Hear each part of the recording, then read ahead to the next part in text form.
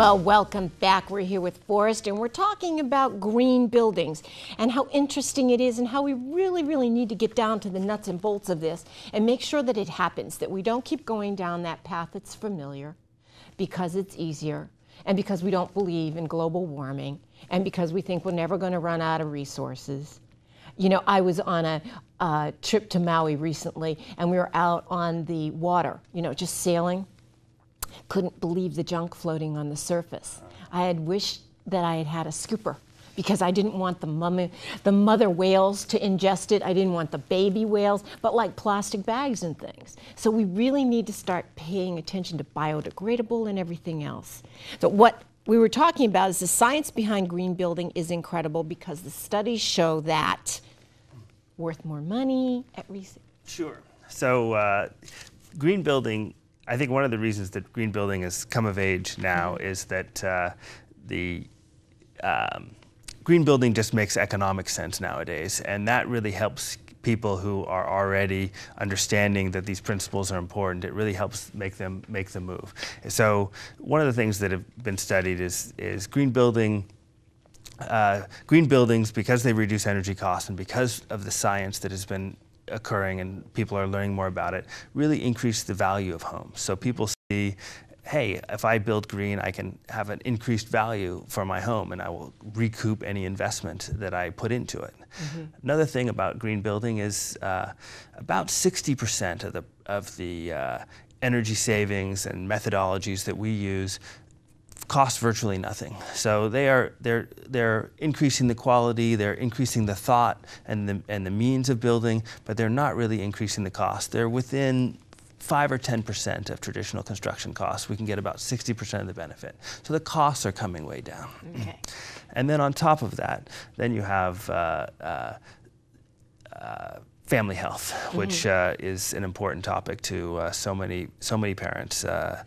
And there's been some tremendous science in the commercial area. They've studied companies that have gone from a traditional building into a green building, and they found absenteeism decreases 40% and productivity increases 16%. And they think, and many people look at those statistics and they think, well, why do I live in a house that's not green then if it has those kind of impacts on the workplace? They've also done these fabulous studies in schools about daylighting, and they've looked at how well kids learn in schools at various amounts of light.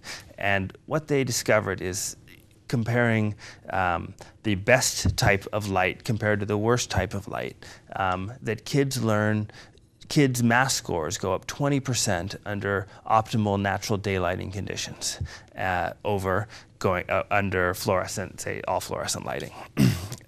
And when they study reading scores, they find a 26% increase in reading comprehension among the best daylit rooms. Amazing. So that's amazing. Having been a teacher, that is amazing. It seems almost incredible. We just weren't lighting that classroom correctly. The kids would have all been geniuses if they had done it that way. It's pretty incredible. They also found increases in height in the kids that were in naturally daylit environments, almost like they were plants. How about asthma? Have there been any studies on that? Because that seems to be the biggest.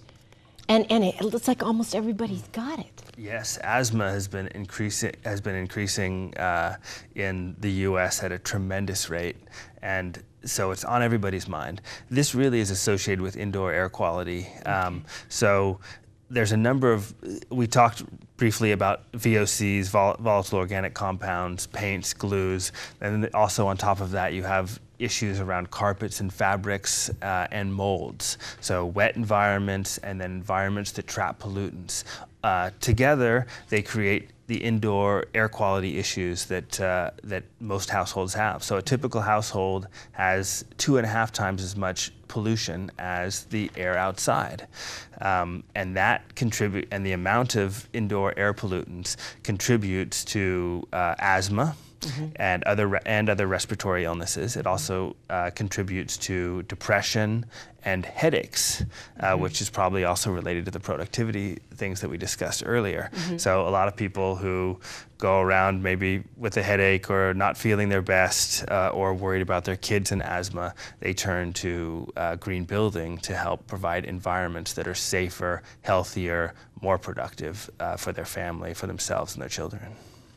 Okay, now we're going to go for our final break, and when we come back, we're going to show you that these green buildings are not these little mounds, that they are really very, very charming and very unique. So stay tuned and we'll have some examples of that. Thanks.